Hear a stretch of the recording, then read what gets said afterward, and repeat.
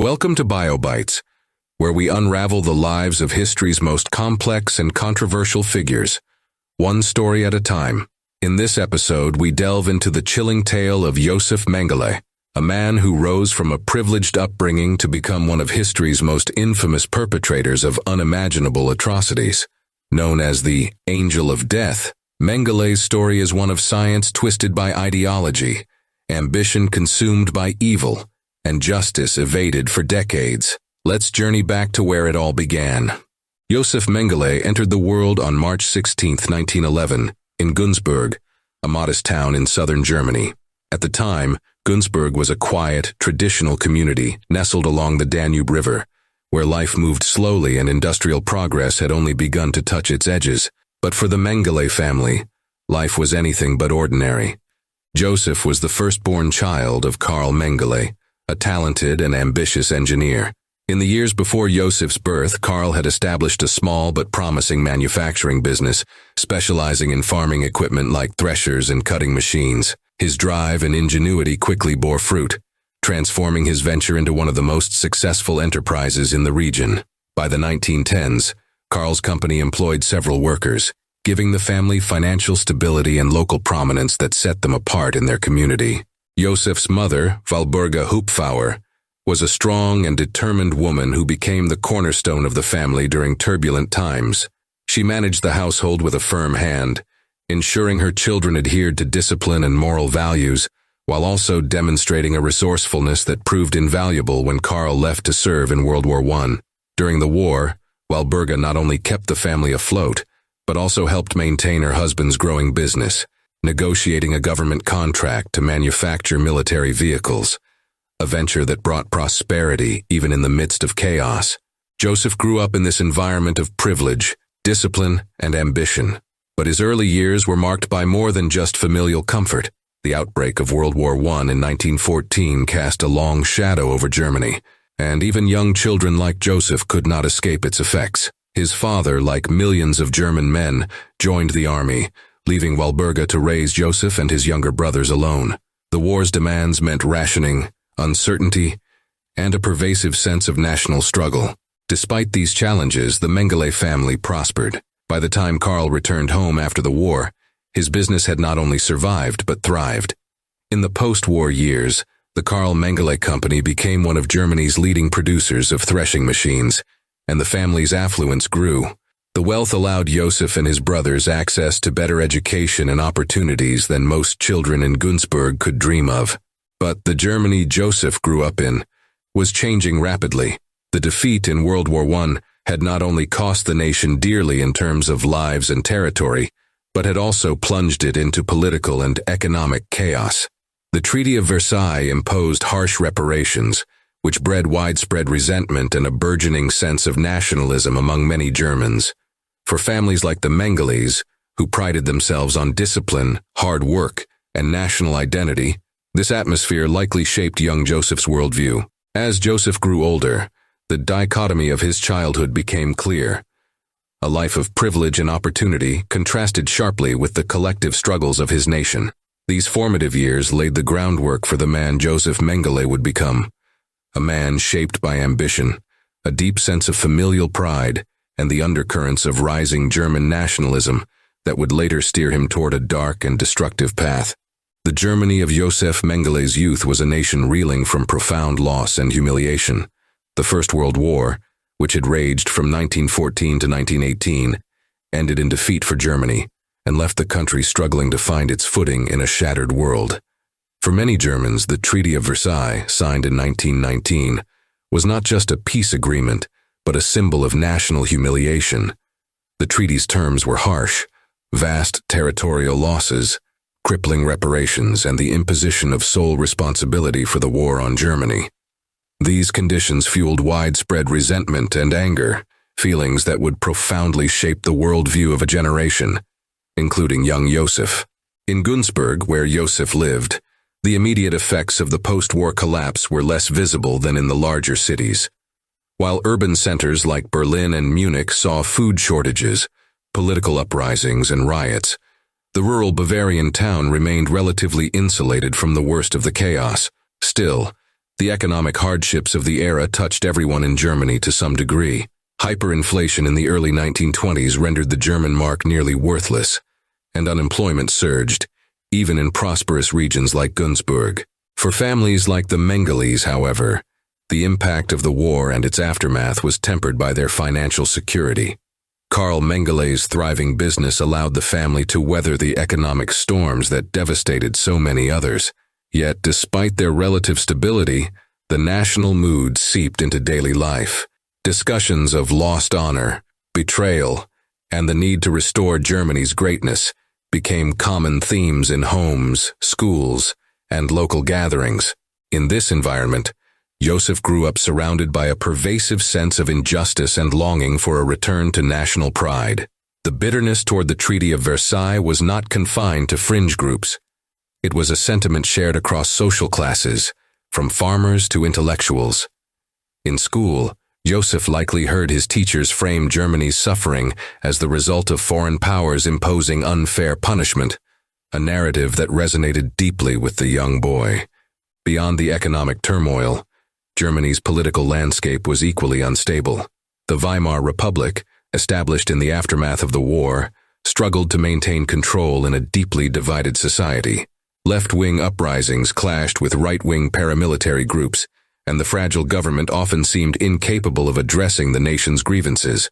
For young Germans like Josef, this instability fostered a sense of disillusionment with democracy and a yearning for strong, decisive leadership. As the 1920s progressed, the seeds of nationalist ideology began to take root in the minds of many Germans, including those in Josef's generation. Nationalism was not new to Germany, but the post-war years gave it a sharper, more desperate edge. It was no longer just about pride in German culture and heritage. It became a rallying cry to undo the humiliation of Versailles, rebuild the economy, and restore Germany to its rightful place as a global power. For Josef, growing up in a household that valued discipline, hard work, and family pride, these ideas likely held a natural appeal. His father's success in business would have reinforced the belief in self-reliance and the potential for German ingenuity to overcome adversity. At the same time, the nationalist rhetoric that permeated society gave young Josef a sense of belonging to something greater than himself, a vision of a resurgent Germany that could reclaim its dignity on the world stage. While there is little evidence to suggest that Josef was overtly political during his youth, the environment in which he was raised undoubtedly influenced his thinking. The economic and political instability, combined with the rise of nationalist sentiments, provided fertile ground for the ideologies he would later embrace. These formative years in post-war Germany laid the foundation for a worldview steeped in pride, ambition, and an unshakable belief in the superiority of his nation, a belief that would lead him down a path of unimaginable darkness. Josef Mengele's early education reflected a boy of ambition, discipline, and moderate academic success.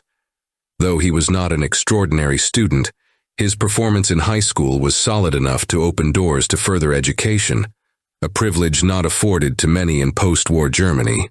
In April 1930, Josef graduated with respectable, if unremarkable, grades, but what stood out was his desire to rise above the ordinary.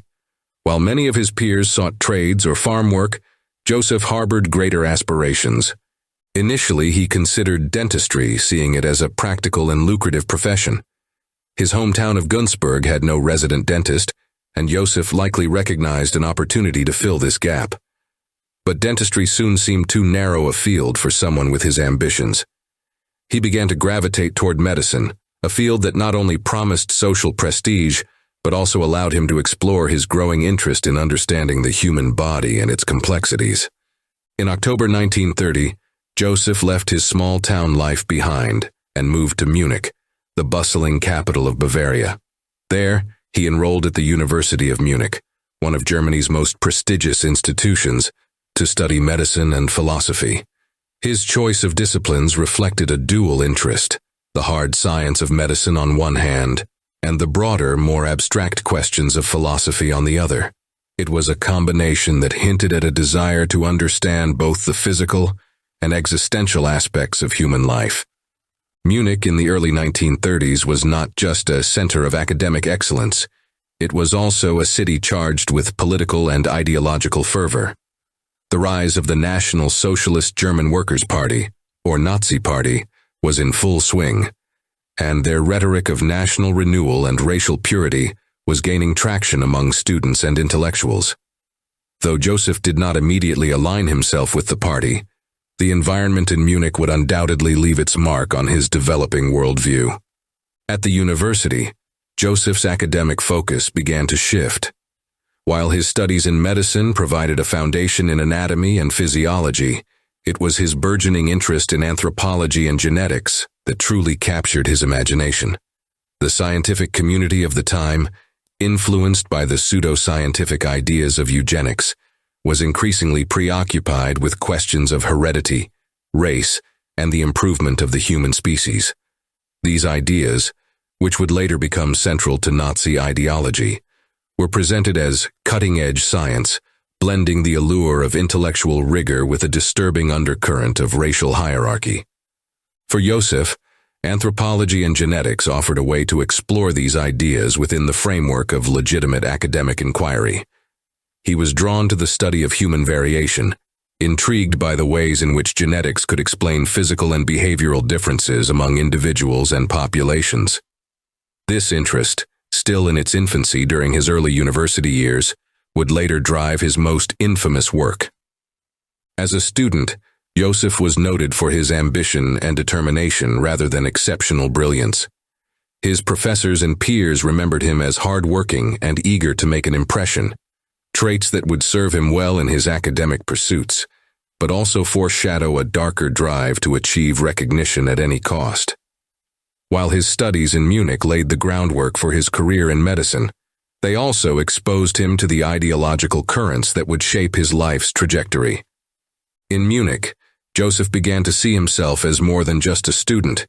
He envisioned a future where he could contribute to society, not just as a doctor, but as a pioneer in the scientific fields of heredity and race. This ambition, combined with the political and social forces swirling around him, set Josef Mengele on a path that would lead him far from the conventional life of a small-town doctor, and into the annals of history as one of its most infamous figures. Munich in the early 1930s was a city brimming with political unrest and ideological fervor. The scars of World War I and the economic hardships of the Great Depression had transformed the once vibrant city into a hotbed of competing ideologies. As Josef Mengele arrived to pursue his studies at the University of Munich, he was not immune to the political climate that surrounded him. The streets buzzed with rallies and speeches, and the chatter in cafes often turned to Germany's dire state and the nation's future. For many, Munich symbolized both the country's struggles and the hope for its revival. At the center of this political storm was the National Socialist German Workers' Party, or Nazi Party, led by the charismatic and incendiary Adolf Hitler. While the Nazi Party had begun as a fringe movement in the aftermath of World War I, by the early 1930s it was growing rapidly, fueled by a platform of nationalism, anti-communism, and resentment over the Treaty of Versailles. In a city like Munich, where national pride and conservative values ran deep, the Nazis found fertile ground for their ideas. Josef Mengele, like many of his contemporaries, was drawn to these sentiments. Though not yet a member of the Nazi Party, he shared the conservative and nationalist leanings that resonated with much of Germany's youth. His upbringing in Günzburg, where discipline, order, and pride in one's heritage were valued, had likely primed him for an affinity with such ideologies. The promise of restoring Germany's greatness, combined with a disdain for the perceived chaos of leftist politics, was an intoxicating message for someone who had grown up during the humiliations of the post-war years.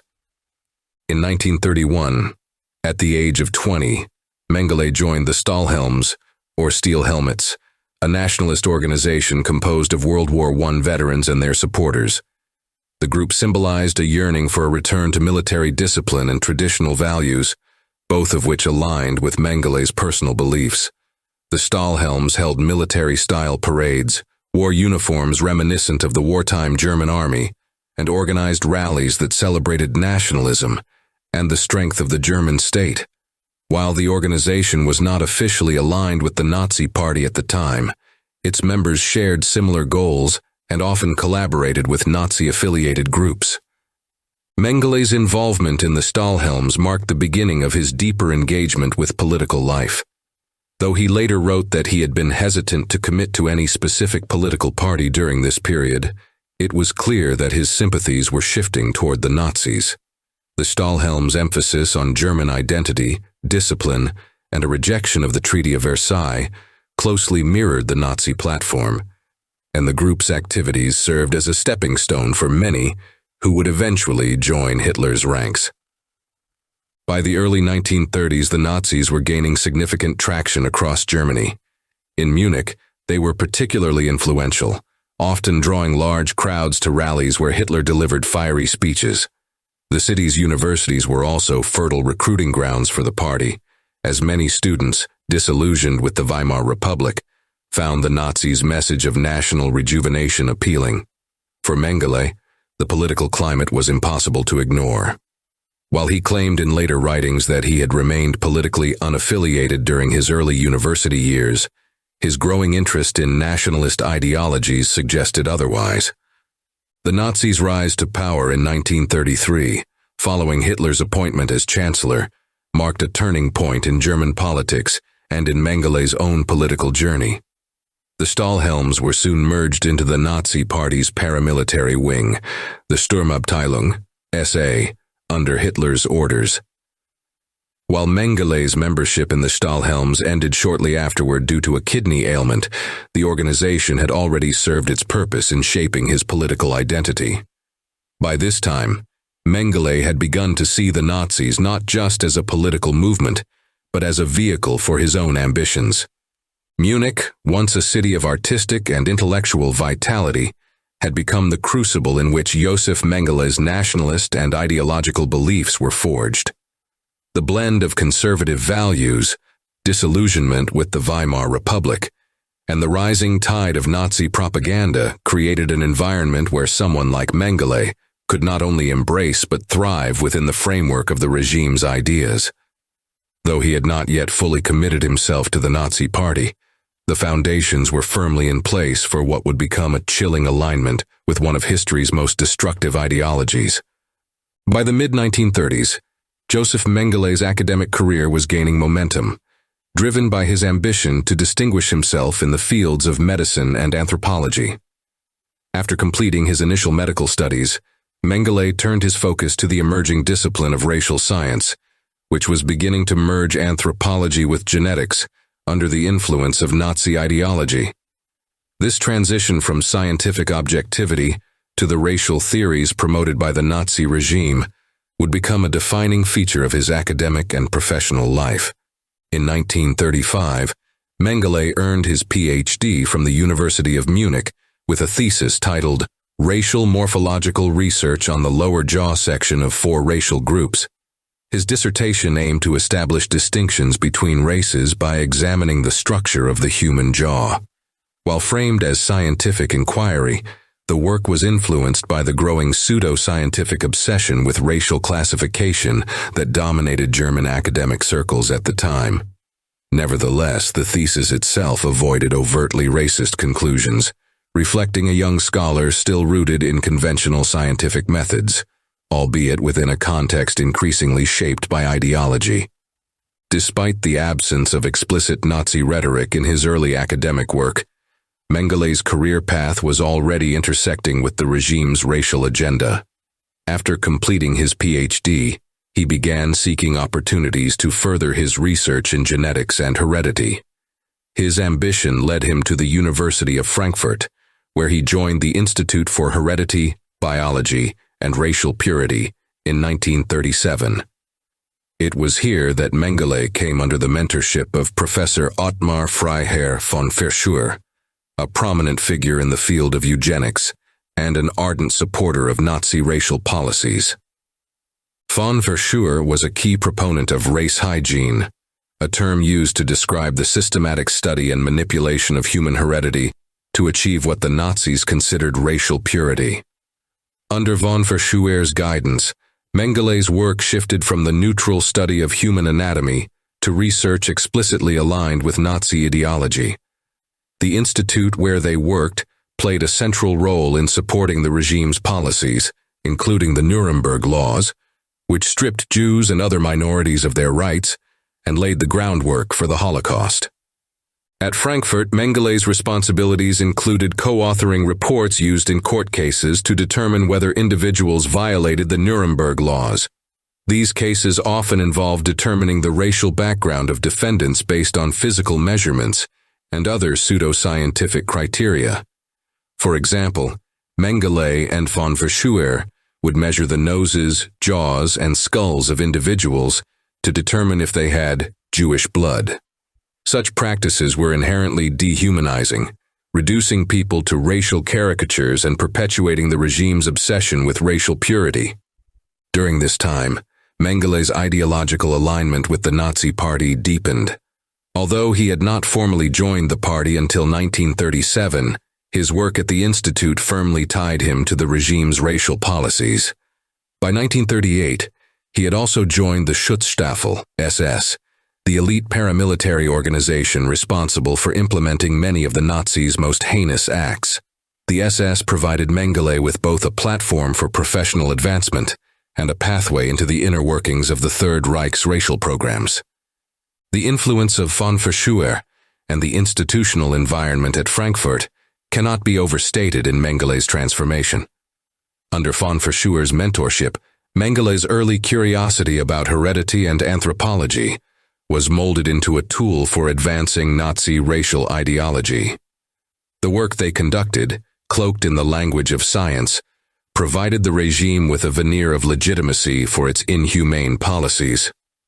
Mengele's career trajectory during these years reflected a disturbing fusion of ambition, ideology, and a willingness to subordinate scientific principles to political objectives.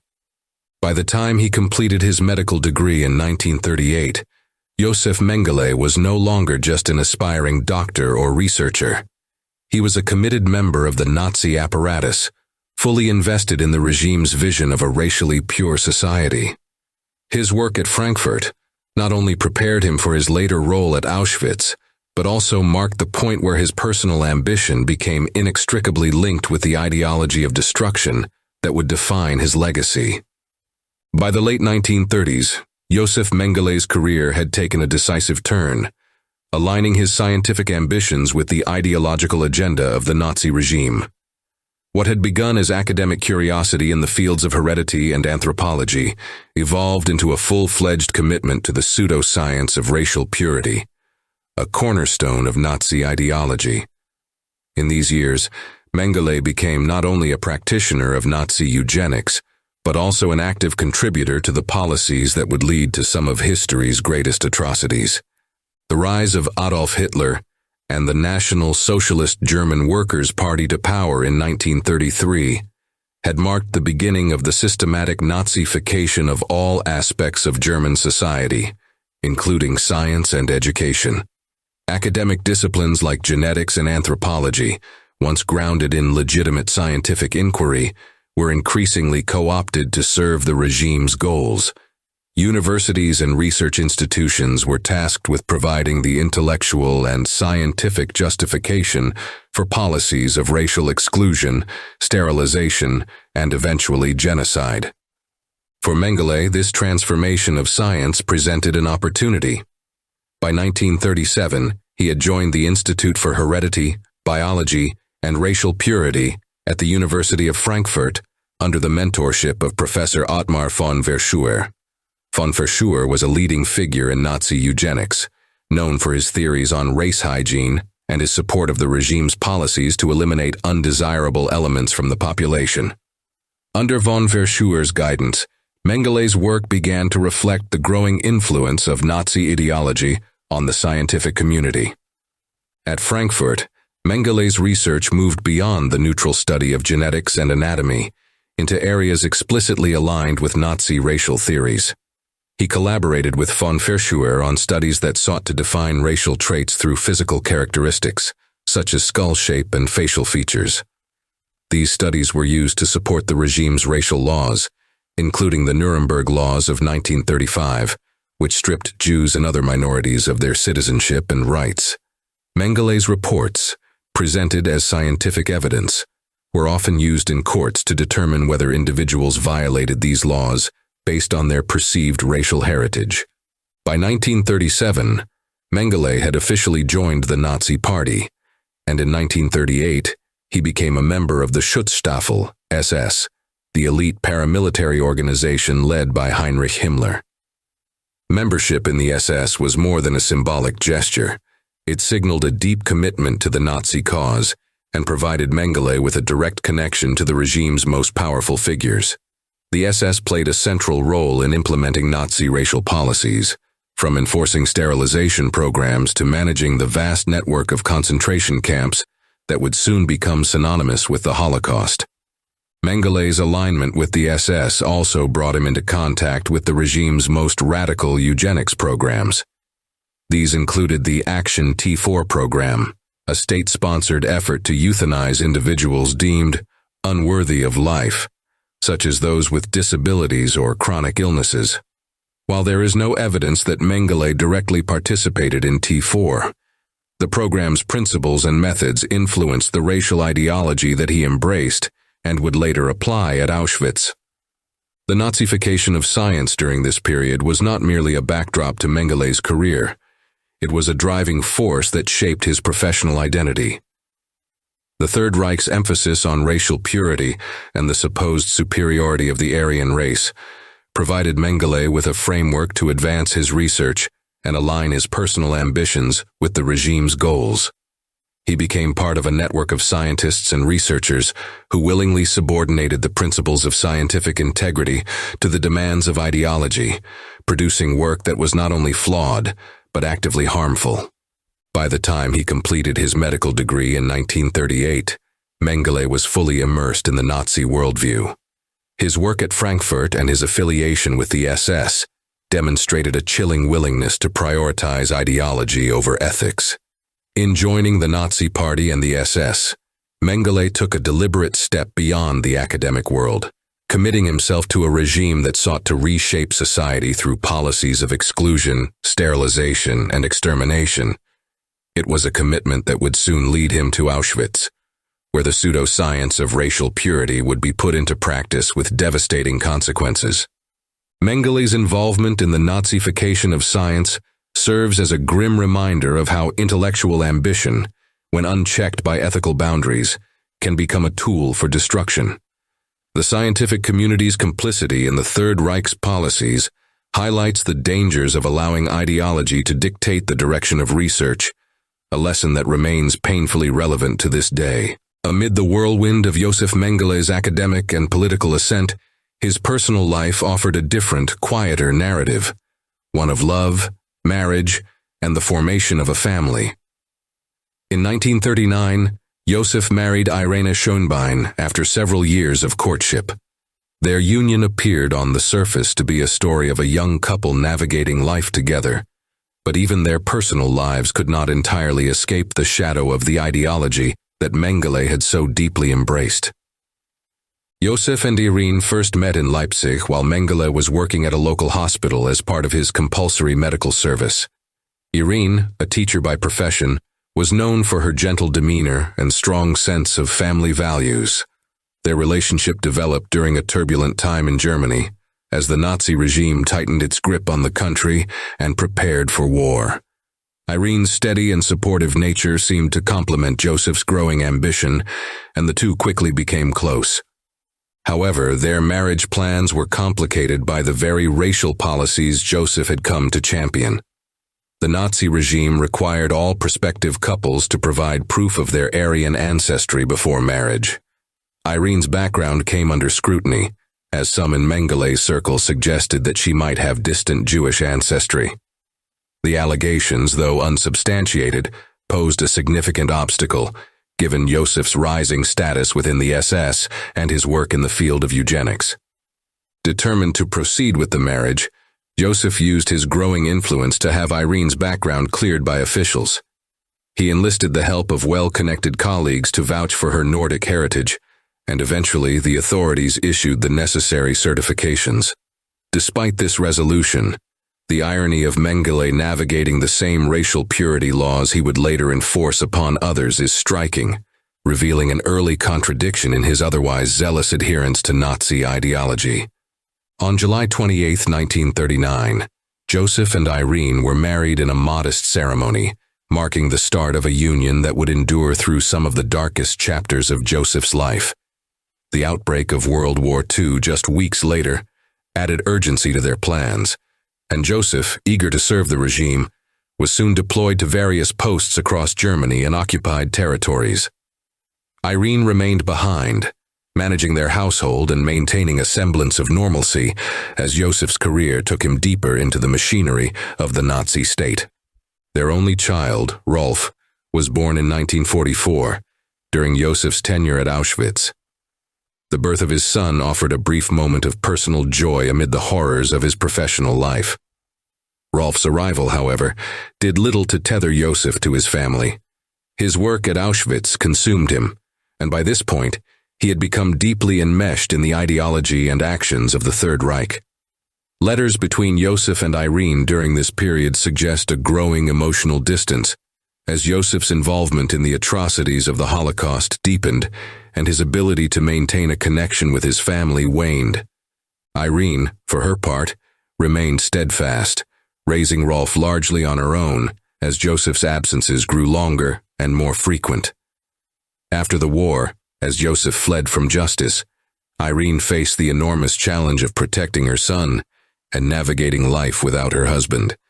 For a time, she maintained hope that Josef would return and that their family could reunite. But the reality of his fugitive status eventually made such a prospect impossible. Their marriage, though enduring on paper, was irreparably fractured by Josef's choices and the weight of his actions. By the 1950s, Irene had separated from Josef, and the couple officially divorced in 1954. Despite her loyalty during their early years together, the burden of Josef's infamy and her responsibility to shield their son from his father's legacy proved too great to sustain their bond. In retrospect, Josef Mengele's personal life stands in stark contrast to his public persona. While his marriage to Irene Schönbein began with promise, it was ultimately overshadowed by his political and ideological commitments. The family he created and left behind would carry the weight of his choices for generations, a reminder of the deeply personal toll of his descent into infamy. As World War II erupted, Josef Mengele transitioned from academic research to active service in the Nazi war machine. His enlistment in the Waffen-SS in 1940 marked a new chapter in his life, one that further intertwined his ambitions with the ideology and goals of the Third Reich. His service on the Eastern Front and the accolades he received during this time would deepen his commitment to the Nazi cause and harden him in ways that would shape the horrors he later unleashed. Initially stationed at a military base in Kassel, Mengele received officer training that emphasized loyalty, discipline, and the martial values prized by the SS. By mid-1941, as the German Wehrmacht launched Operation Barbarossa, the invasion of the Soviet Union, Mengele was assigned to the Viking Division, a prestigious unit of the Waffen-SS composed of Aryan volunteers from across Europe. This elite division was tasked with penetrating deep into Soviet territory, and Mengele served as a combat medic, supporting troops on the front lines. The Eastern Front was a theater of unimaginable brutality, with fierce battles, harsh weather, and a ruthless campaign against both Soviet forces and civilian populations. Mengele's role as a medic placed him in the midst of this chaos, where he tended to the wounded under fire and witnessed the grim realities of war. It was during this period that he began to earn recognition for his bravery. On one occasion, he reportedly rescued 2 soldiers from a burning tank while under enemy fire, an act that earned him the Iron Cross Second Class. Later, he was awarded the Iron Cross First Class, a distinction rarely given to medical personnel, as well as the Black Badge for the Wounded, and the Medal for the Care of the German People. While these decorations highlighted Mengele's courage and dedication, They also reflected his growing alignment with the SS ethos of self-sacrifice and unwavering commitment to the Nazi cause. His experiences on the front hardened him emotionally, reinforcing a sense of detachment that would later manifest in his actions at Auschwitz. The Eastern Front was not merely a battlefield, but a proving ground for the Nazi ideology of racial superiority and conquest. The mass executions of Jews, Soviet prisoners of war, and other undesirables were carried out with impunity, creating an atmosphere where human life was devalued to an unprecedented degree. Mengele's exposure to this environment likely contributed to his desensitization to violence and suffering. As a medic, he was responsible for saving lives, but he was also a witness, and perhaps a participant, in the atrocities committed against those deemed enemies of the Reich. This duality, acting as a healer while being immersed in a culture of systematic destruction, further blurred the boundaries between compassion and cruelty in his mind. In January 1942, Mengele's service took him to Ukraine, where he continued his work with the Viking Division. Despite his proximity to the horrors of the front, he seemed to thrive in the SS's meritocratic structure, which rewarded loyalty and achievement. His decorations and rising status within the Waffen-SS marked him as a man capable of balancing ambition with ideological zeal. By the time he was injured in combat later that year, his reputation as a reliable and dedicated officer was well established. Mengele's injuries, a kidney ailment and wounds sustained during an attack, eventually rendered him unfit for frontline service. By mid-1942, he was reassigned to less physically demanding roles, including work with the SS Race and Resettlement Office in Poland. This position involved evaluating the racial purity of individuals selected for Germanization, an extension of the eugenics principles he had studied under Professor von Verschuer. While the reassignment spared Mengele further exposure to combat, it placed him directly in the orbit of the SS's broader racial agenda. The transition from battlefield to bureaucracy was seamless for Mengele, who viewed both roles as essential to the Nazi vision of a dominant Aryan empire. His wartime experiences had not only tested his resolve, but also deepened his belief in the righteousness of the regime's goals. The brutality of the Eastern Front, combined with the ideological training he had received as an SS officer, left him thoroughly conditioned to view human suffering as a necessary cost in the pursuit of racial purity and national glory. By the time Mengele was posted to Auschwitz in May 1943, he had undergone a transformation. The young, ambitious academic who once measured jaws and cataloged racial traits in the controlled environment of a university laboratory had become a hardened, ideologically committed officer. The decorations pinned to his uniform were more than symbols of bravery. They were tokens of his complete assimilation into a system that valued destruction as much as it did discipline. The Eastern Front had taught Mengele lessons in survival, power, and the expendability of life. These lessons would resurface in the selections, experiments, and executions he orchestrated at Auschwitz, where the full extent of his detachment and brutality would come to light. In many ways, the war was not just a chapter in Mengele's life. It was the crucible in which the angel of death was forged. In May 1943, Josef Mengele arrived at Auschwitz-Birkenau, stepping into a role that would etch his name into history as one of the most infamous figures of the Holocaust. He came to the camp as an SS officer and physician, a man with academic accolades, battlefield honors, and an unwavering commitment to Nazi ideology. But Auschwitz, the sprawling complex of labor camps and extermination facilities in occupied Poland, was unlike anything Mengele had encountered before. Here, he would become a central figure in the Nazi regime's machinery of death. Mengele's appointment as chief physician at Auschwitz-Birkenau's Romani family camp came under the authority of Dr. Eduard Wirtz, the camp's senior medical officer. Officially, Mengele's role was to oversee the health and organization of the camp's inmate population. In reality, his responsibilities placed him at the heart of the Holocaust, where medical expertise was weaponized to facilitate genocide. One of Mengele's primary duties was participation in the selection process, the grim sorting of prisoners upon their arrival at the camp. Trains arrived daily, filled with Jewish men, women, and children from across occupied Europe. Exhausted and bewildered after days of brutal transport, the prisoners were herded onto the platform, where Mengele and other SS doctors awaited. With a simple flick of his wrist or a curt gesture, Mengele determined who would live and who would die. Those deemed fit for labor were sent to the barracks, where survival depended on grueling work, starvation rations, and sheer luck. The elderly, the sick, pregnant women, and young children, those who could not contribute to the Nazi war effort, were directed to the gas chambers under the guise of being relocated or deloused. They were dead within hours, their bodies burned in the crematoria that operated around the clock. Mengele's role in the selection process was as clinical as it was chilling. He exhibited no hesitation or emotion, treating each life as a line on a ledger to be tallied and erased. What set Mengele apart from many of his colleagues was his demeanor during these selections. Survivors later recalled that he often appeared calm, even cheerful, as he carried out his grim work. He would whistle or hum opera tunes, his polished boots and immaculately tailored SS uniform, a stark contrast to the chaos and despair of the platform. For the prisoners, Mengele's presence became a symbol of terror, a figure who decided their fate with an almost casual indifference. But Mengele's integration into the machinery of mass extermination went beyond the selection process.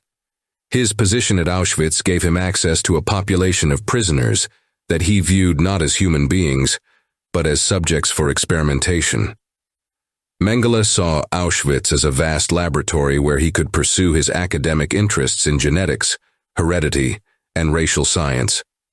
He used the camp's inmates to conduct experiments that ranged from the medically pointless to the grotesque, a pursuit that further blurred the line between doctor and executioner. At the Romani family camp, his initial assignment, Mengele's approach to outbreaks of disease revealed his chilling logic. When typhus or other illnesses spread through the barracks, Mengele's solution was often to send the entire population of the infected area, men, women, and children, to the gas chambers. The barracks were then sterilized and repopulated with new prisoners, whom Mengele would subject to further experiments or use as replacements in the labor force. In one such instance, more than 600 women were executed to contain a typhus outbreak. This calculated extermination was carried out under the pretense of maintaining camp hygiene, a stark illustration of how Mengele merged medical responsibility with mass murder. By 1944, Mengele had become a key figure in the operations at Auschwitz-Birkenau. His presence extended beyond his official duties as a physician. He was an active participant in the camp's broader functions, working closely with Commandant Rudolf Höss and other SS officers to ensure the efficiency of the extermination process. The industrial scale of the Holocaust at Auschwitz, where over 1 million people were murdered, depended on men like Mengele, whose ideological commitment and professional expertise made the unimaginable possible. Auschwitz was the perfect storm for Mengele, a place where his ambitions, ideological fervor, and capacity for cruelty could thrive without constraint. He was no longer bound by the ethical limits of his training as a doctor. Instead, he embraced the power the Nazi state had given him, wielding it with a cold, detached precision that underscored his transformation. By the time he arrived at Auschwitz, Mengele was no longer just a man. He was a cog in a monstrous machine, willingly and zealously contributing to its deadly purpose. For Josef Mengele, Auschwitz was both a stage for his academic pursuits and the site of his moral descent. In the selections, the experiments, and the systemic extermination of millions, Mengele found a grim fulfillment of the ideals he had espoused since his days at the University of Frankfurt. The line between doctor and executioner had vanished entirely, leaving behind only the angel of death, a man whose actions at Auschwitz would forever define his legacy as one of history's greatest monsters. Josef Mengele's work at Auschwitz was marked by atrocities that went beyond his role in the selection process. For Mengele, the camp represented a perverse opportunity, a vast laboratory where he could conduct research on human heredity and genetics without ethical restrictions. His experiments on prisoners, particularly on twins and individuals with genetic anomalies, were both scientifically dubious and profoundly inhumane. It was here that Mengele's blend of academic ambition and ideological zeal found its most horrifying expression. Mengele was particularly fascinated by twins, believing that studying them could unlock secrets about heredity and racial purity. Twins arriving at Auschwitz were immediately separated from other prisoners and spared from immediate execution. Mengele ensured they received better food, clothing, and accommodations compared to the rest of the camp's population. On the surface, this treatment might have seemed benevolent, but it came with a chilling price. These twins were not seen as children, but as specimens for experimentation. The twins were subjected to a range of invasive procedures. Mengele meticulously measured their bodies, recorded physical differences, and compared their reactions to various stimuli. But his experiments went far beyond mere observation. He injected chemicals into their eyes in an attempt to alter their color, hoping to better understand and manipulate genetic traits. Many suffered excruciating pain, blindness, or severe infections as a result. Some twins were deliberately infected with diseases to study how their bodies responded, often leading to death. In many cases, Mengele killed both twins to dissect their bodies and compare their internal organs. This brutal obsession with twins extended to the surreal. Survivors recalled Mengele walking through the camp with a clipboard, smiling as he selected children for his studies. He was particularly drawn to identical twins, who he believed held the key to understanding heredity. The experiments often had no medical purpose. They were acts of cruelty disguised as science. For Mengele, the suffering of his subjects was secondary to the pursuit of his research. Mengele's interest also extended to individuals with genetic anomalies, such as heterochromia, a condition where a person has two differently colored eyes. Prisoners with this trait were subjected to invasive procedures, often without anesthesia. Mengele sought to understand the genetic basis of heterochromia, but his methods were barbaric. He frequently removed the eyes of living prisoners for study, leaving them mutilated or dead. Dwarfs and individuals with other physical abnormalities were similarly targeted. Mengele saw them as opportunities to study rare genetic conditions, and his experiments on them were as cruel as they were pointless. He forced these prisoners to endure grueling physical tests, injected them with unknown substances, and performed surgeries that left them in agony. Like the twins, many were killed and dissected once Mengele deemed their usefulness exhausted.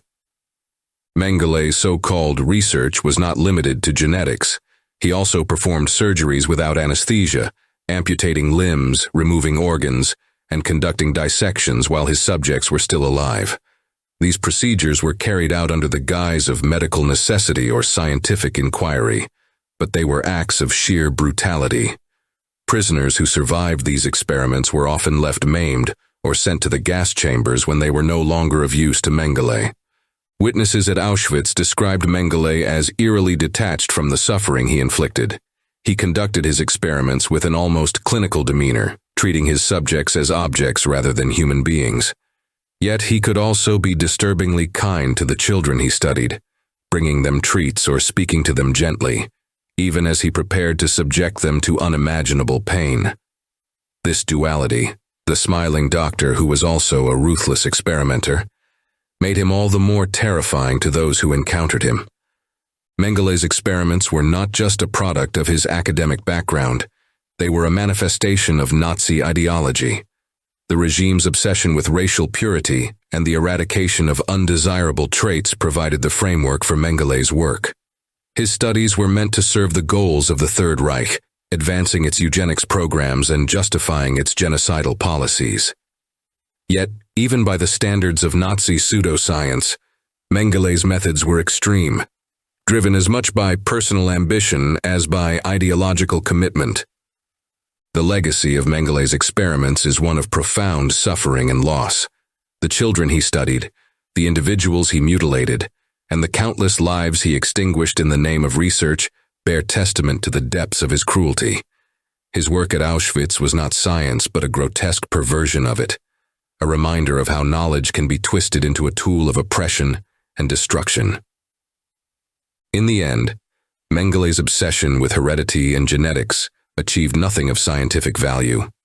His experiments yielded no breakthroughs, no insights that could justify the horrors he inflicted. Instead, they stand as a grim example of how ambition and ideology, unchecked by ethics or humanity, can lead to atrocities on an unimaginable scale. For the survivors, the scars, both physical and emotional, would last a lifetime, while the world would remember Josef Mengele not as a doctor or a scientist, but as the angel of death.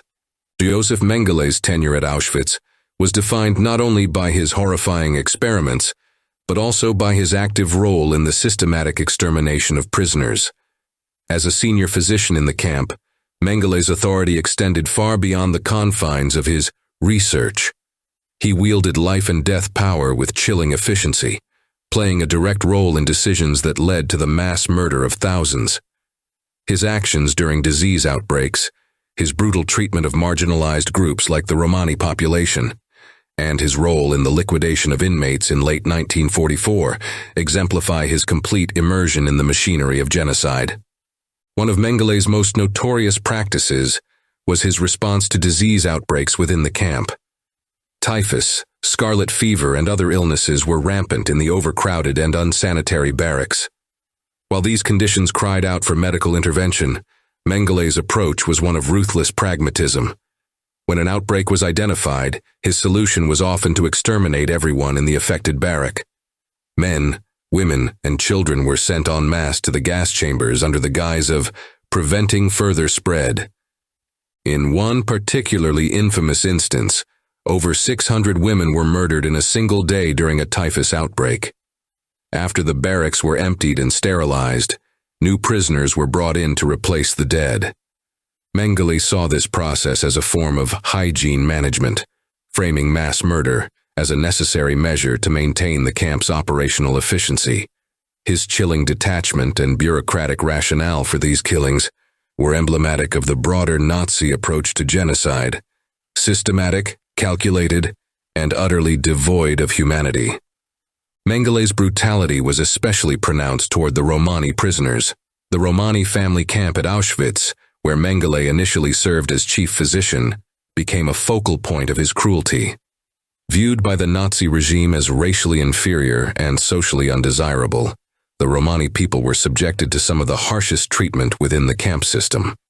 Mengele conducted experiments on Romani children, testing their reactions to various diseases and medical procedures. Those deemed unfit for labor or further experimentation were often killed outright. In August 1944, the Romani camp was liquidated entirely. Over 4,000 men, women, and children were exterminated in a single night. Mengele played a central role in this operation, ensuring that every individual in the camp was sent to the gas chambers. Survivors and witnesses later recounted the terror of that night, as families were rounded up and led to their deaths. For Mengele, the Romani population represented a problem to be eliminated, and he carried out this task with ruthless efficiency. As the tide of the war turned against Germany in late 1944, Auschwitz faced increasing logistical challenges. Food shortages and overcrowding became acute as the Nazis continued to transport prisoners to the camp, even as resources dwindled. In response, Mengele and other SS officers implemented a policy of selective liquidation, targeting prisoners who were seen as burdens on the camp's strained resources. Those too weak to work or deemed unnecessary to the camp's operations were systematically executed. In one particularly brutal instance, Mengele ordered the extermination of thousands of Jewish prisoners who had survived previous selections. The justification was purely logistical. The camp could no longer sustain its population on the meager rations available. These killings were carried out with the same detached efficiency that characterized Mengele's actions throughout his time at Auschwitz. For him, these lives were numbers to be reduced, variables to be managed in the larger equation of the Nazi war effort. Mengele's role in these mass killings went beyond his official duties as a physician. He was an active participant in the camp's extermination process, embodying the fusion of medical authority and genocidal ideology that defined Auschwitz. His decisions to exterminate entire groups of prisoners were not born of necessity, but of ideology, rooted in the Nazi belief that certain lives were unworthy of existence. This ideology allowed Mengele to rationalize his actions, framing mass murder as a form of efficiency and progress. The legacy of Mengele's role in mass killings is one of profound horror. His ability to carry out such atrocities without hesitation or remorse underscores the depth of his indoctrination into Nazi ideology. For the victims, these acts were not abstract decisions, but moments of unimaginable terror and loss. Families were torn apart, entire communities erased, and countless lives extinguished in the name of a twisted vision of racial purity. Josef Mengele's actions at Auschwitz represent the darkest possibilities of power, unchecked by morality. His decisions to exterminate entire barracks, his brutality toward the Romani population, and his role in the liquidation of prisoners during the camp's final months are a testament to the depths of cruelty that can arise when ideology supplants humanity. His role in the mass killings at Auschwitz stands as one of the most chilling examples of how individual actions can contribute to collective atrocities on an unimaginable scale. As the tides of war turned against Nazi Germany in the final months of World War II, the sprawling death factory of Auschwitz began to unravel.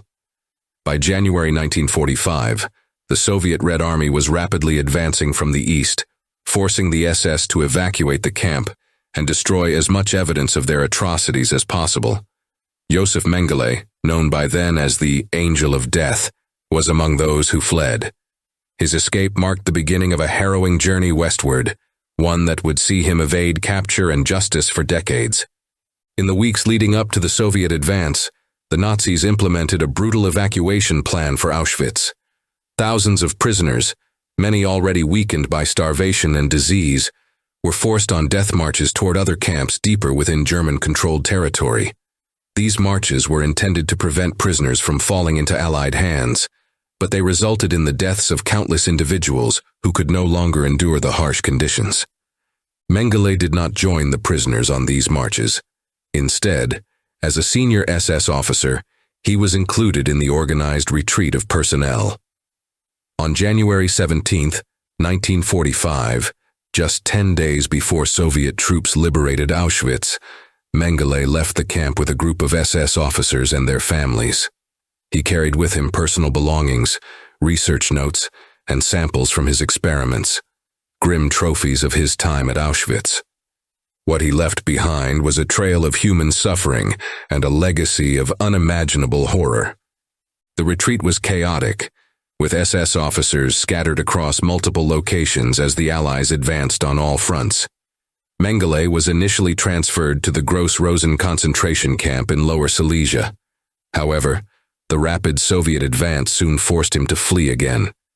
Each move brought him closer to the Western Front, where he hoped to avoid capture by the Red Army, whose reputation for harsh treatment of captured Nazis was well known.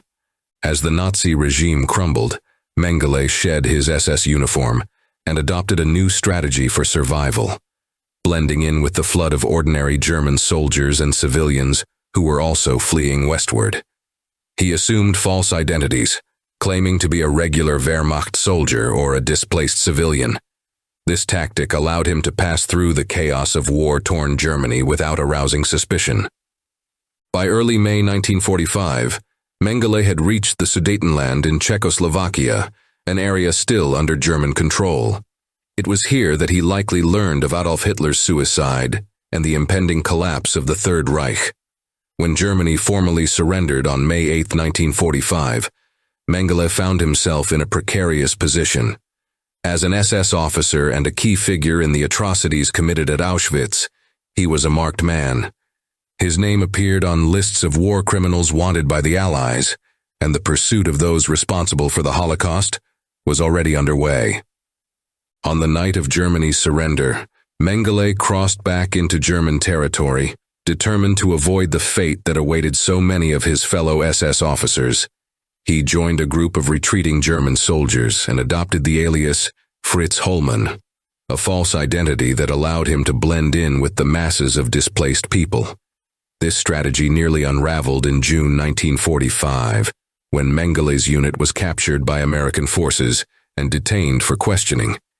In a remarkable twist of fate, Mengele was not recognized. He had avoided the SS blood group tattoo that most members of the organization bore, a decision that saved him from immediate identification as an SS officer.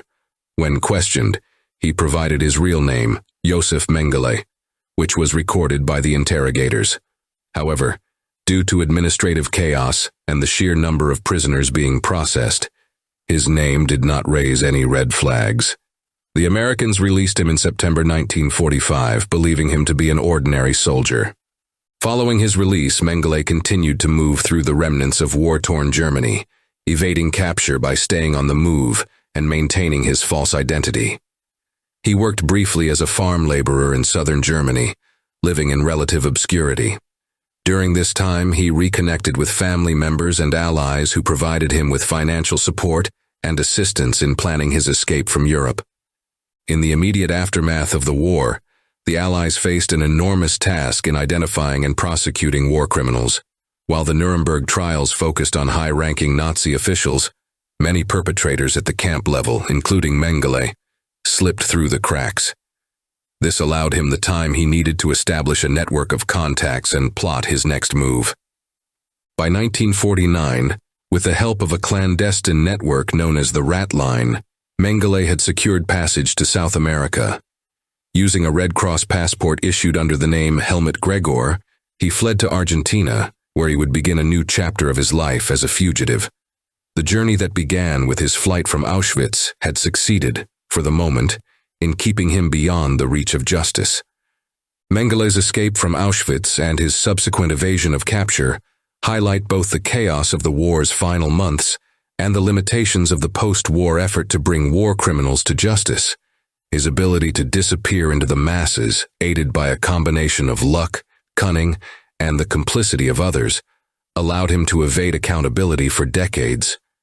The atrocities he left behind at Auschwitz would remain a dark stain on history, while his escape ensured that the victims and survivors would be denied even the semblance of justice during his lifetime.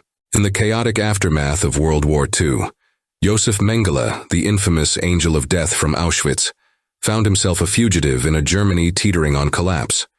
The once powerful SS officer had been stripped of his authority, his uniform discarded, and his survival hinged on his ability to disappear into the sea of displaced soldiers and civilians.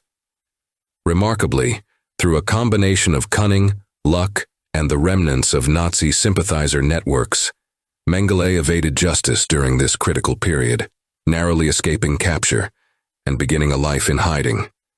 Mengele's first brush with Allied forces occurred shortly after Germany's surrender in May 1945. By this time, he had abandoned his SS uniform and adopted the guise of a rank-and-file German soldier. The absence of the standard SS blood group tattoo, a mark that identified members of the notorious organization, proved to be a pivotal factor in his escape. Unlike many of his comrades, Mengele had avoided the tattoo, citing medical reasons when he joined the SS. This decision, made years earlier, now saved him from immediate identification as an SS officer and one of the most wanted war criminals in Europe. Captured by American forces in the summer of 1945, Mengele gave his real name during interrogation, a decision that could have been his undoing. His name was recorded, but due to the overwhelming number of detainees and the administrative disarray of the time, it was not cross-referenced with the growing lists of war criminals compiled by the Allies. Astonishingly, the Americans released Mengele in September 1945, believing him to be an ordinary soldier. This near miss would become one of the most significant strokes of luck in Mengele's life, allowing him to slip through the cracks and avoid the justice that awaited many of his former colleagues.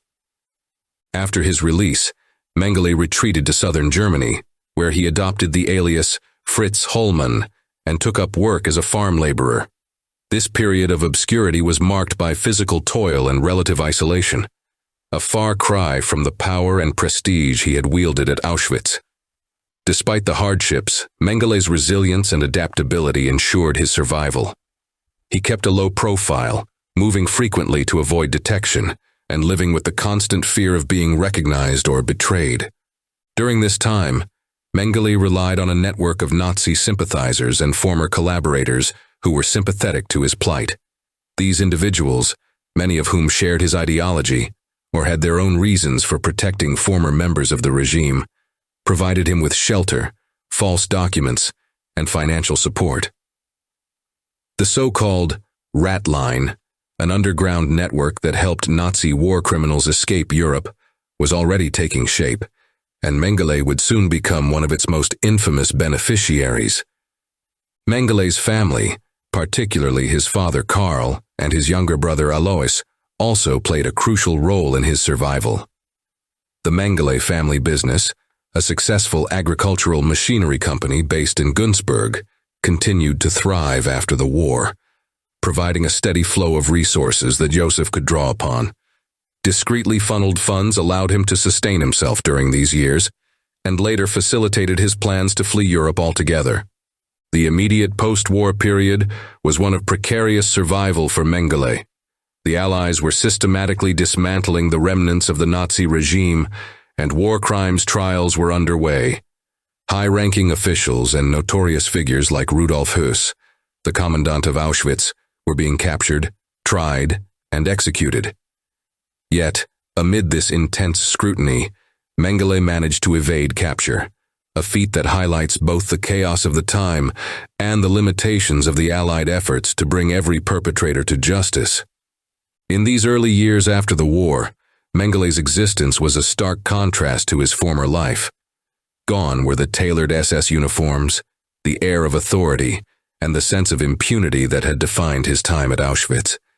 Instead, he lived as a fugitive, reliant on secrecy and the loyalty of a small circle of supporters. It was a life of constant vigilance, marked by fear and the knowledge that he was one misstep away from being exposed. Despite these challenges, Mengele never abandoned his ambitions of escape and reinvention. By the late 1940s, he began to make plans to leave Germany and start anew in a place far from the reach of Allied authorities. The network of Nazi sympathizers and former collaborators would prove instrumental in this endeavor, guiding Mengele toward South America, a region that had become a haven for many fleeing members of the Third Reich.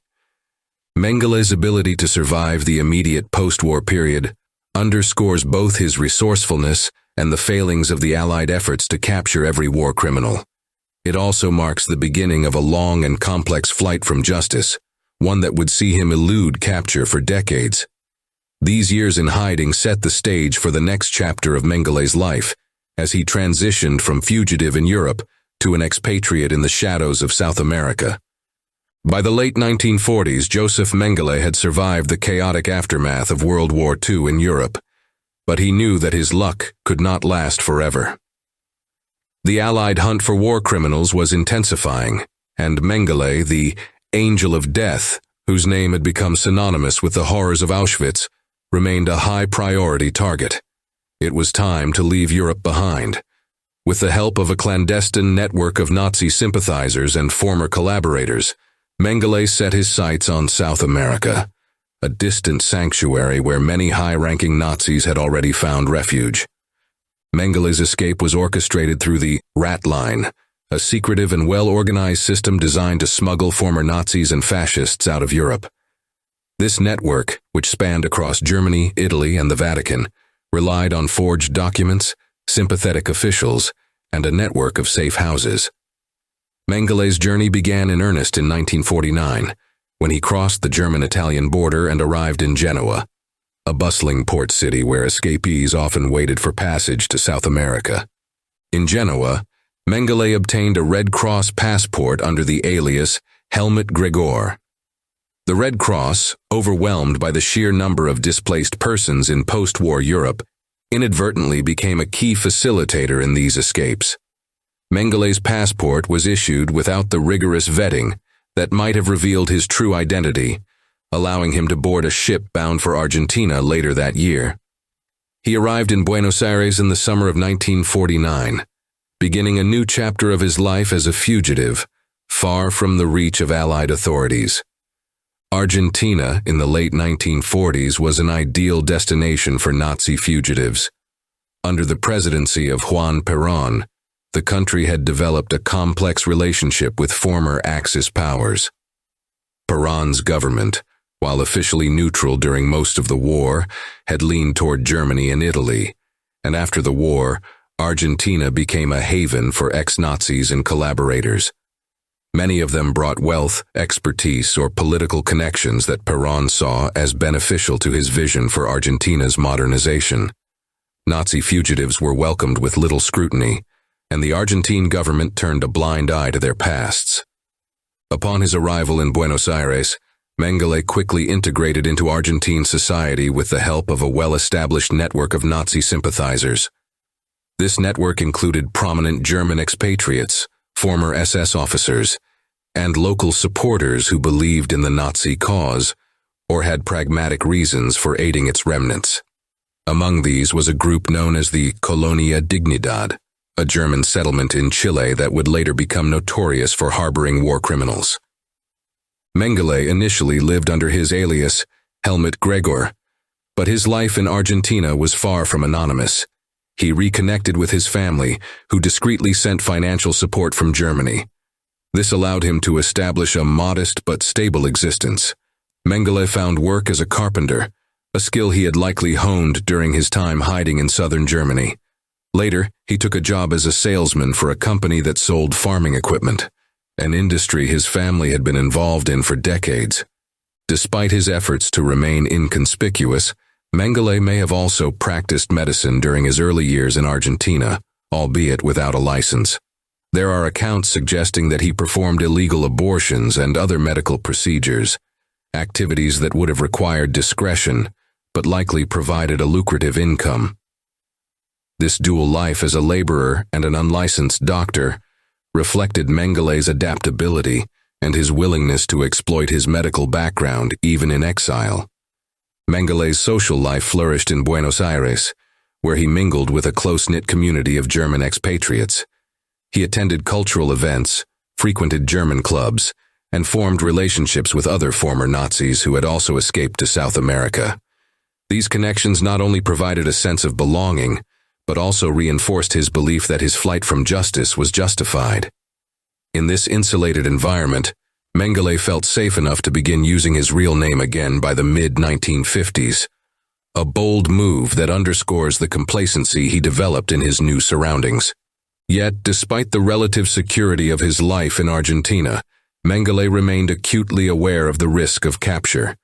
International attention to Nazi war criminals was growing, particularly after the Nuremberg trials and the subsequent revelations of Holocaust survivors. In 1960, the capture of Adolf Eichmann, one of the principal architects of the Holocaust, by Israeli Mossad agents in Buenos Aires, sent shockwaves through the Nazi expatriate community. Mengele, fearing that he might be next, fled Buenos Aires and began moving frequently, entering a period of even deeper concealment. Mengele's flight to South America was a calculated and carefully executed escape, but it also revealed the depth of the post-war networks that enabled Nazi criminals to evade justice. From the issuance of a fraudulent passport in Genoa to the warm reception he received in Buenos Aires, Mengele's journey was emblematic of the broader failure to hold all perpetrators of the Holocaust accountable. His new life in Argentina, though far removed from the horrors of Auschwitz, was built on the same foundation of deceit and complicity that had allowed him to commit his crimes in the first place. For Josef Mengele, South America represented not just a refuge, but an opportunity to rebuild. In Argentina, he found a community that supported him, work that sustained him, and a society willing to overlook his past. Yet even in this sanctuary, the shadow of his crimes and the specter of justice were never far away. His life in Argentina was marked by a precarious balance between the illusion of normalcy and the constant threat of exposure, setting the stage for a fugitive existence that would define the rest of his life. Josef Mengele's life in South America, while far removed from the concentration camps of Auschwitz, was anything but peaceful. Though he managed to escape the immediate post-war hunt for Nazi war criminals, his existence was marked by constant movement, shifting identities, and the ever-present fear of capture. Despite his attempts to rebuild a semblance of normalcy, personal challenges and the global pursuit of justice ensured that his years in exile were fraught with tension and instability. By the early 1950s, Mengele had established a modest life in Buenos Aires, Argentina. Financially supported by his family's successful agricultural machinery business in Germany, he was able to sustain himself and even invest in small ventures, such as a carpentry business and later a stake in a pharmaceutical company. However, his personal life was far from stable. His marriage to Irene Schoenbein, his wife since 1939, began to deteriorate. Irene, who had remained in Germany after the war with their son, Rolf, was unwilling to uproot her life and join Mengele in South America. The distance, combined with the strain of living in secrecy and the moral weight of Mengele's actions during the war, led to their divorce in 1954. Mengele's personal life took an unusual turn when he remarried in 1958. His new wife, Martha Mengele, was the widow of his younger brother Karl. Their relationship, while unconventional, was likely born out of convenience and the close ties between the Mengele family members. Martha moved to Argentina with her son, Karl Heinz, joining Josef and attempting to create a semblance of family life amidst his fugitive existence. The couple lived in Buenos Aires for a time, but the political climate and increasing international attention on Nazi war criminals soon forced them to relocate. The late 1950s and early 1960s marked a period of heightened vulnerability for Mengele. The capture of Adolf Eichmann in Buenos Aires by Israeli Mossad agents in 1960 was a turning point. Eichmann's high-profile trial brought renewed global focus to the hunt for Nazi war criminals, and Mengele's name resurfaced as one of the most wanted fugitives. Realizing that Argentina was no longer safe, Mengele began a pattern of frequent relocations across South America, seeking refuge in countries with sympathetic governments or weak extradition policies. His first move was to Paraguay, a country ruled by the authoritarian regime of Alfredo Stroessner. Stroessner's government, like Perón's in Argentina, was known for harboring Nazi fugitives. In Paraguay, Mengele managed to obtain citizenship under his real name, further demonstrating the network of protection and complicity that allowed him to evade capture. However, even in Paraguay, the risk of exposure loomed large.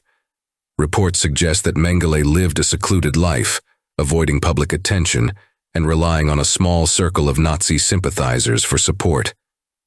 By the mid-1960s, Mengele had moved again, this time to Brazil. In Brazil, he found sanctuary with a German expatriate couple, Geza and Gita Stammer, who owned a farm near São Paulo. The Stammers, along with other German and Hungarian émigrés, provided Mengele with a place to hide and a degree of comfort. However, life in Brazil was far from ideal. Mengele's health began to deteriorate, and his constant fear of discovery made him increasingly paranoid. He changed residences frequently, often using false names, including that of Wolfgang Gerhard, a fellow Nazi sympathizer who had lent Mengele his identity. Martha Mengele eventually returned to Europe, unable to cope with the fugitive lifestyle and the isolation it entailed. Her departure marked the end of Josef Mengele's attempts at creating a stable family life. Alone in Brazil, he became increasingly reliant on the kindness of his hosts and the remnants of the Nazi network that had once facilitated his escape. Mengele's movements across Argentina, Paraguay, and Brazil were driven by a combination of necessity and fear. The growing efforts of Nazi hunters, such as Simon Wiesenthal, and the intensified scrutiny from international authorities meant that he could never truly settle in one place. Each relocation was a gamble, an effort to stay one step ahead of justice while maintaining a facade of normalcy. His wealth and connections provided him with temporary safety, but the price was a life of perpetual exile, cut off from the privileges and power he had once wielded. Despite his attempts to evade capture, Mengele's past continued to haunt him. His name became a symbol of the horrors of the Holocaust, and survivors of Auschwitz and their advocates refused to let the world forget his crimes. While he managed to escape justice during his lifetime, the shadow of his deeds ensured that he lived out his days as a hunted man, forever looking over his shoulder. For Josef Mengele, South America was not a sanctuary but a gilded cage, one in which he spent the rest of his life hiding from the consequences of the atrocities. The post-war years were marked by a relentless pursuit of justice for the victims of the Holocaust, and Josef Mengele, one of its most infamous perpetrators, became a prime target for Nazi hunters and international authorities. As survivors recounted the horrors of Auschwitz and the world came to terms with the full scale of Nazi atrocities, Mengele's name was etched into history as the Angel of Death. His ability to elude capture for decades became both a source of frustration for his pursuers and a symbol of the challenges in holding Nazi war criminals accountable. The efforts to locate Mengele began in earnest in the 1950s, spearheaded by individuals like Simon Wiesenthal, a Holocaust survivor who dedicated his life to tracking down fugitive Nazis. Wiesenthal's meticulous work in documenting and publicizing the whereabouts of war criminals brought international attention to Mengele. Reports of sightings trickled in from Europe and South America, but verifying these claims proved difficult.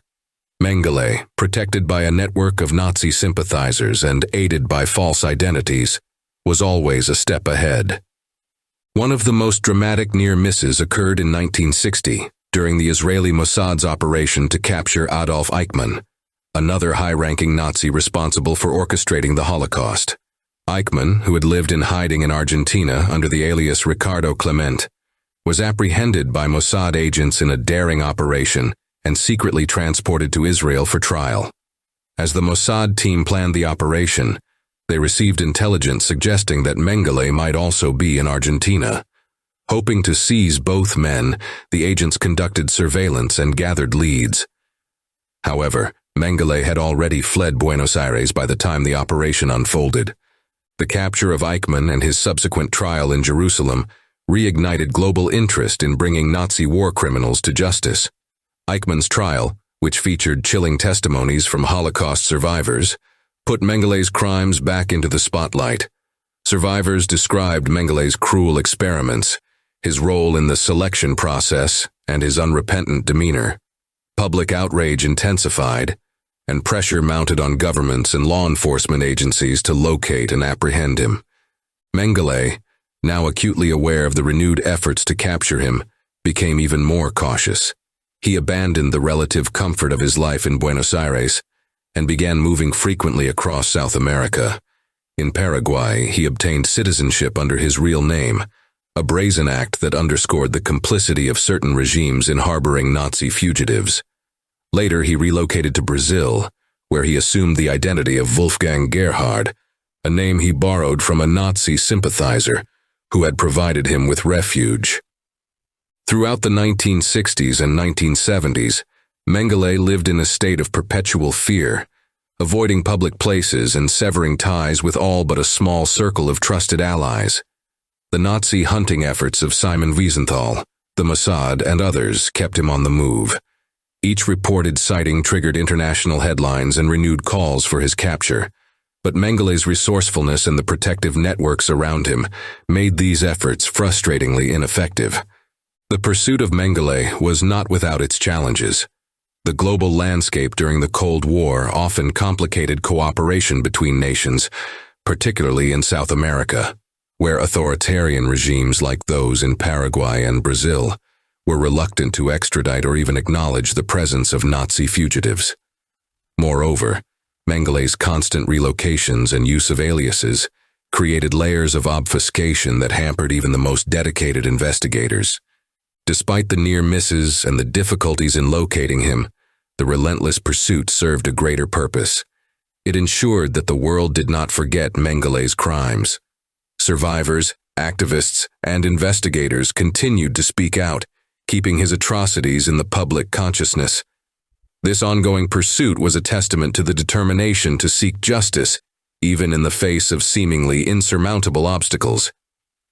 For Mengele, the constant pursuit took its toll.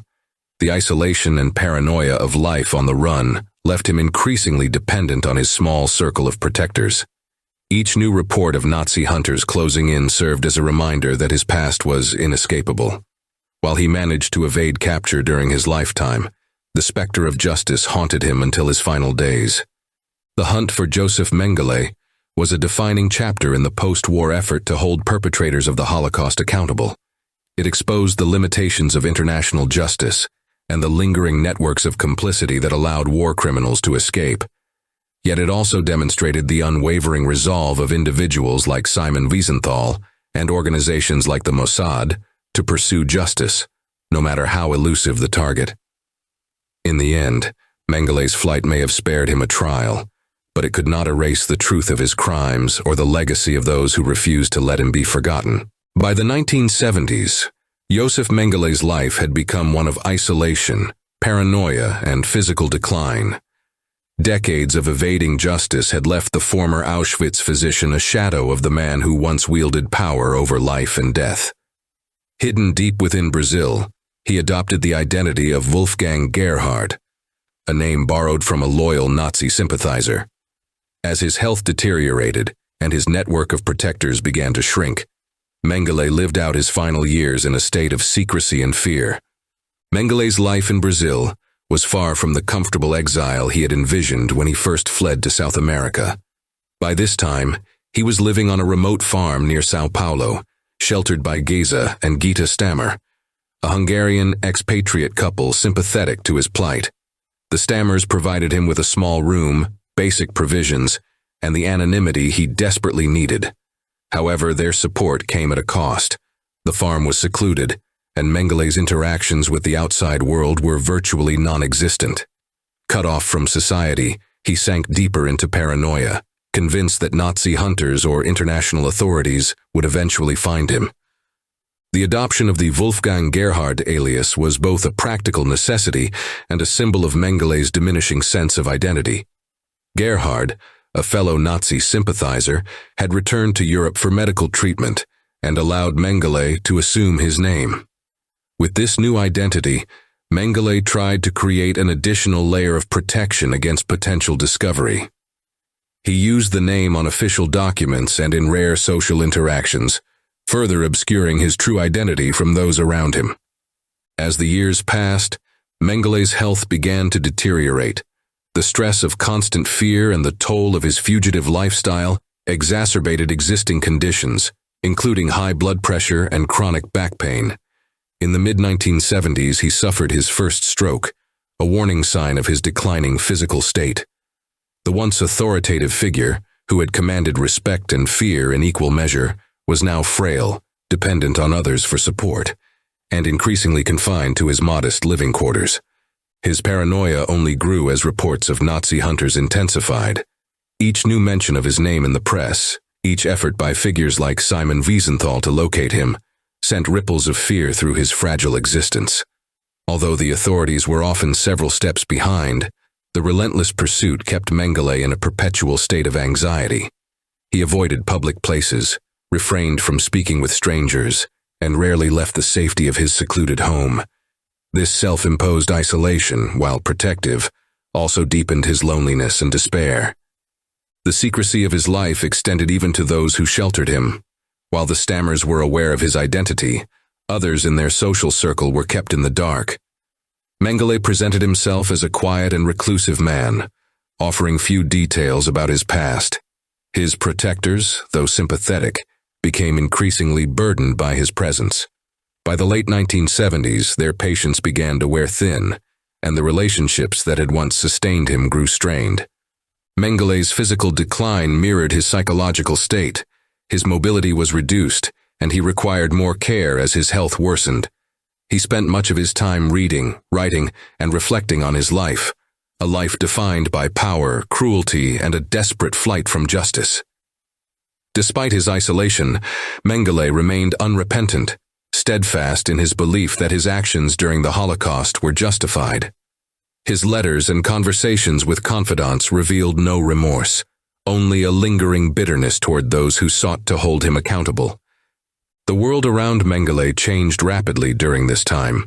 Brazil, once a safe haven for Nazi fugitives, was becoming less hospitable as international pressure mounted. The rise of democracy and the growing influence of human rights organizations meant that the networks protecting men like Mengele were shrinking. Former allies distanced themselves, and the once robust system that had facilitated his escape was now crumbling. By the late 1970s, Mengele was a man in decline, both physically and socially. His health issues, combined with his isolation and the constant fear of capture, had stripped him of any semblance of the life he once knew. He lived in obscurity, clinging to the remnants of his ideology and the few relationships that remained. The angel of death was now a frail and paranoid fugitive, his existence reduced to mere survival. These final years of secrecy and decline were a stark contrast to Mengele's earlier life. The man who once walked confidently through the gates of Auschwitz, deciding the fates of thousands, was now a broken figure, hiding from the world he had helped shape. His decline marked the end of a fugitive existence defined by fear, and though he managed to evade capture, the price he paid was a lifetime of isolation, distrust, and physical suffering. For Josef Mengele, the shadow of his crimes loomed large, even in the solitude of his final years. Josef Mengele's life as a fugitive came to an unceremonious end on February 7, 1979, in the seaside town of Bertioga, Brazil. For decades, the angel of death had evaded justice, moving across South America under false identities and with the protection of sympathizers. His death, like much of his life in hiding, was shrouded in secrecy, and it would take years before the world confirmed that one of history's most infamous war criminals had truly met his end. On that day in February, Mengele suffered a stroke while swimming in the Atlantic Ocean near the modest beach house where he was staying. The Stammer family, who had sheltered him for years, witnessed the incident. Despite their efforts to pull him from the water, Mengele drowned before he could be saved. The man who had once orchestrated the fate of countless lives in Auschwitz died quietly and anonymously, far from the public eye and without facing justice for his crimes. Mengele's protectors quickly buried him under the name Wolfgang Gerhard, the alias he had adopted years earlier. The burial took place in a small cemetery in Embu das Artes, near São Paulo. For the Stammers and other members of the network that had shielded Mengele, this was the culmination of years of complicity. They made no effort to notify authorities, ensuring that Mengele's death would remain hidden, at least for a time. For 6 years, Josef Mengele's death went unnoticed by the outside world. Meanwhile, the hunt for him continued. Nazi hunters like Simon Wiesenthal remained relentless in their pursuit, driven by the testimonies of Holocaust survivors and the belief that Mengele was still alive and hiding in South America. Media reports speculated about his whereabouts, with sightings reported in various countries. The myth of Mengele as an untouchable fugitive endured, fueled by the lack of closure. It wasn't until 1985 that the truth about Mengele's death began to emerge. A series of clues led investigators to re-examine the circumstances of his disappearance. The turning point came when German authorities discovered a cache of letters and documents belonging to Mengele in his hometown of Günzburg, Germany. Among these were letters exchanged with his family in South America, revealing a trail of correspondence that hinted at his demise. This discovery prompted an international investigation. Brazilian authorities, working alongside German and Israeli officials, traced Mengele's movements and identified the Stammer family as his final protectors. Under pressure, the Stammers admitted that Mengele had died in 1979 and provided the location of his burial. The revelation sent shockwaves through the global community, as it became clear that one of the most wanted Nazi war criminals had been dead for years, evading the justice that so many had sought. In June 1985, Mengele's remains were exhumed from the cemetery in Embu das Artes. Forensic experts conducted a thorough analysis, using dental records and skeletal features to confirm the identity of the body. The process was meticulous, involving comparisons with medical records from Mengele's time in Europe and interviews with those who had known him. The conclusion was definitive. The remains belonged to Josef Mengele. The confirmation of Mengele's death brought mixed reactions. For many Holocaust survivors and their families, it was a bitter revelation. Mengele had escaped trial and punishment, dying peacefully in a foreign land rather than facing accountability for the atrocities he committed. His death denied the world the opportunity to confront him in a court of law, to hear him answer for his crimes, and to deliver the justice his victims deserved. Yet, for others, the discovery marked a long-awaited closure. Mengele's death put an end to decades of speculation and false leads, allowing historians and investigators to complete the narrative of his life and escape. It also underscored the importance of persistence in the pursuit of justice, even when the outcome is far from ideal.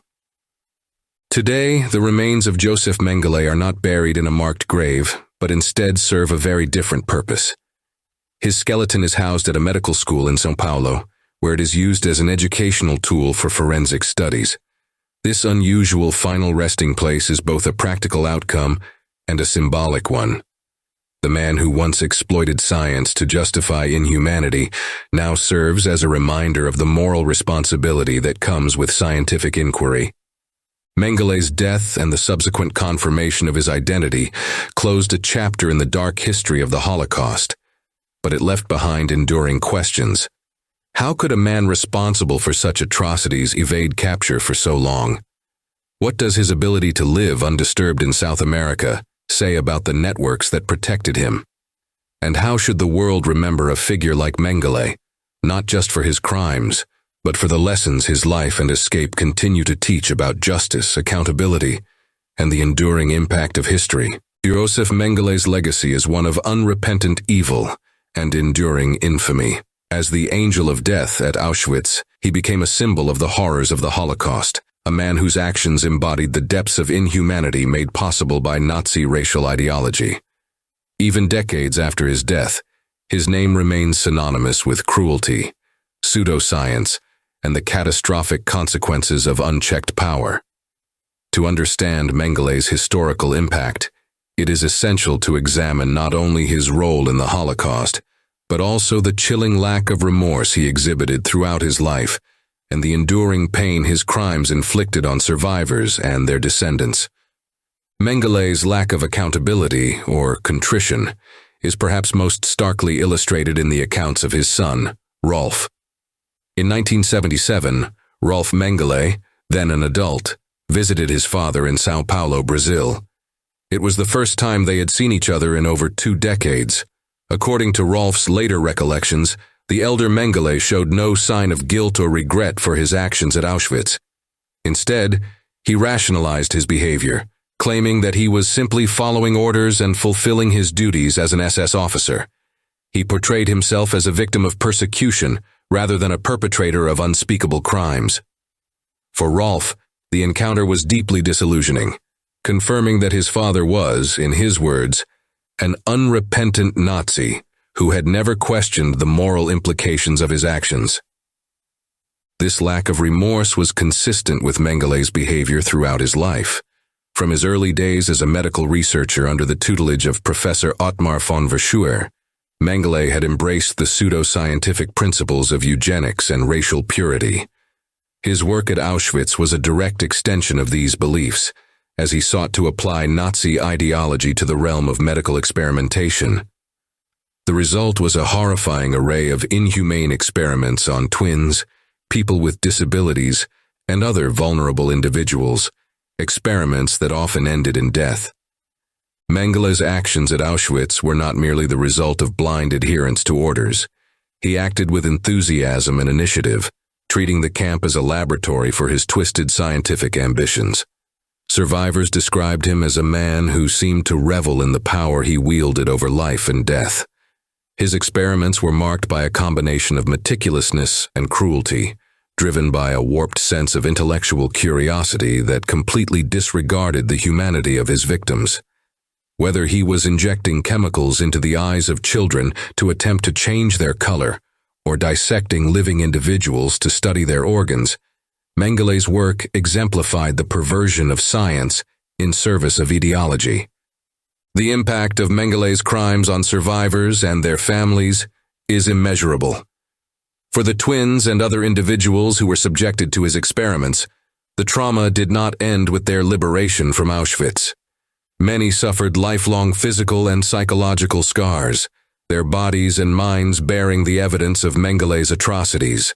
The testimonies of these survivors have been critical in preserving the memory of what occurred at Auschwitz and ensuring that Mengele's actions are not forgotten.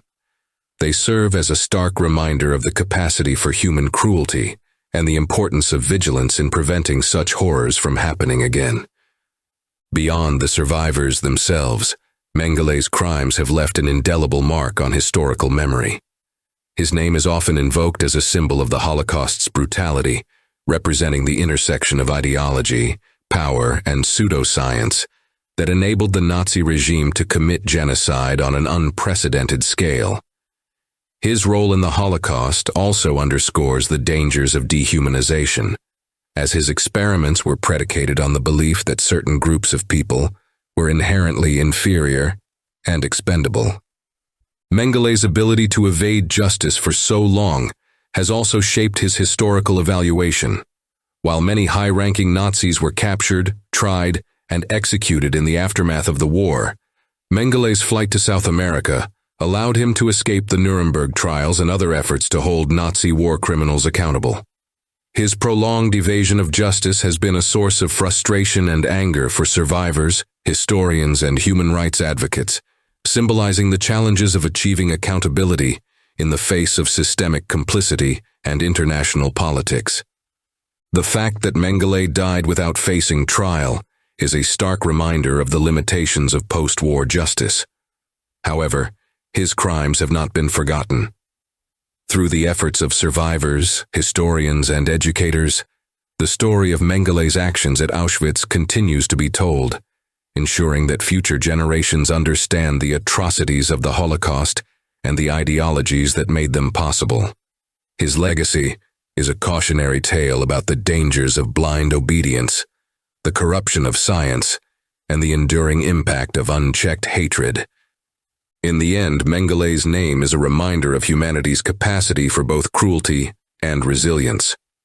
While his actions represent some of the darkest moments in human history, the voices of his victims and the determination to remember their suffering stand as a testament to the enduring power of memory and justice.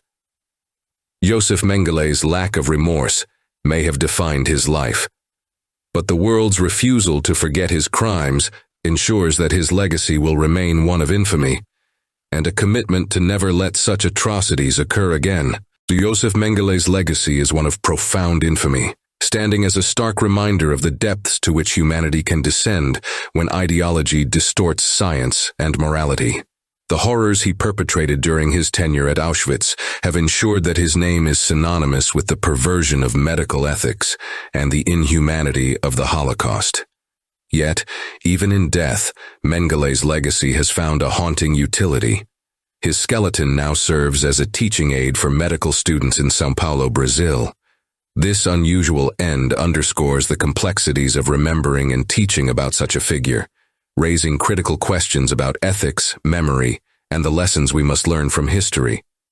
Mengele's skeleton, exhumed from a grave in Embu das Artes in 1985, and identified through meticulous forensic analysis, now resides in the University of São Paulo's medical school. Its use as a teaching tool is both practical and symbolic. For medical students, studying the remains of one of history's most infamous physicians offers an opportunity to explore the intersection of science, ethics, and atrocity.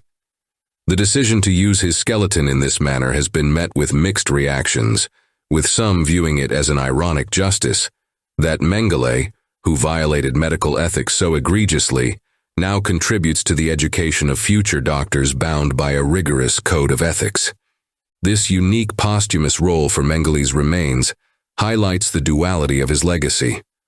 On one hand, he is remembered as a personification of Nazi medical atrocities, a man who exploited science to justify and execute the most horrific of crimes.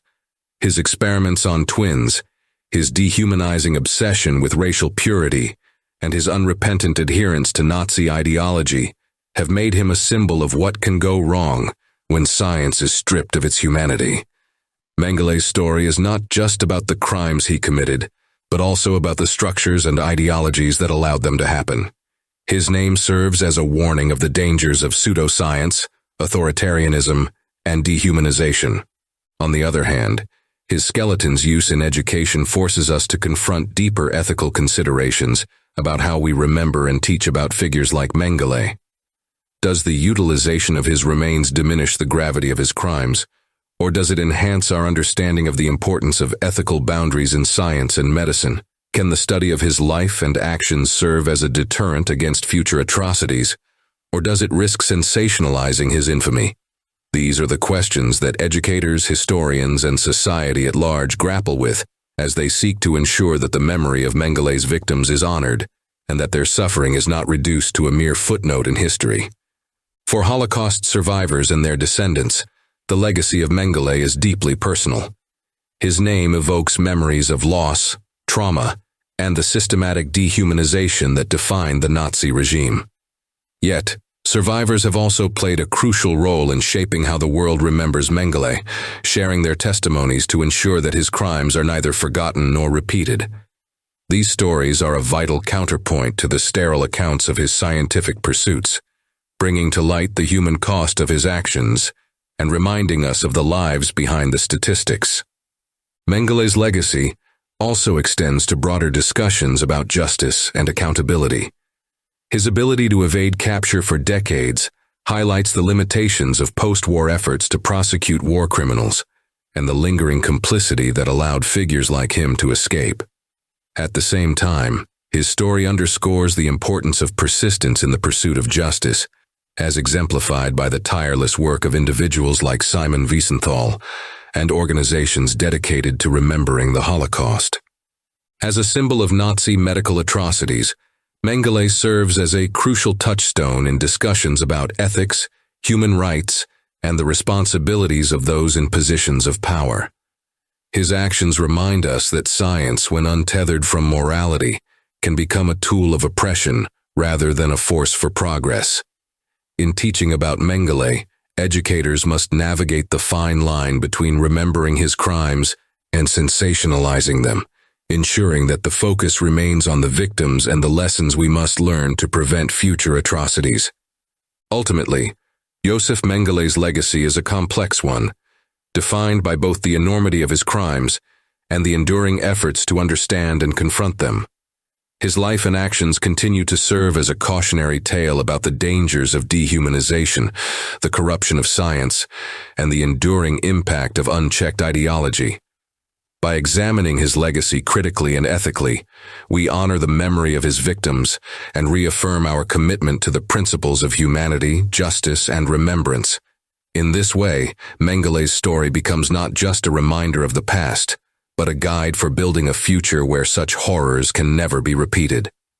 As we come to the end of this exploration into the life and legacy of Josef Mengele, we are reminded of the profound responsibility that history places upon us.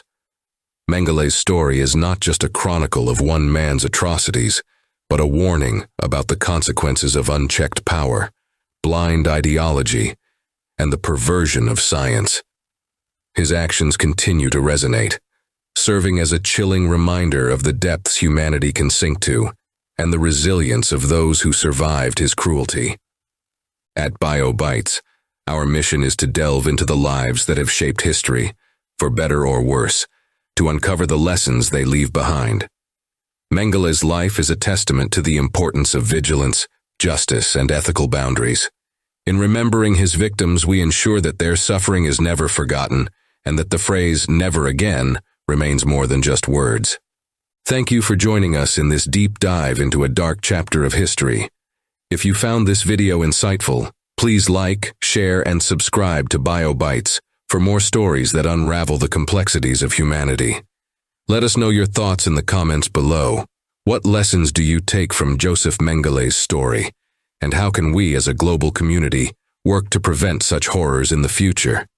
Until next time, stay curious, stay informed, and most importantly, Stay human. Thank you for watching.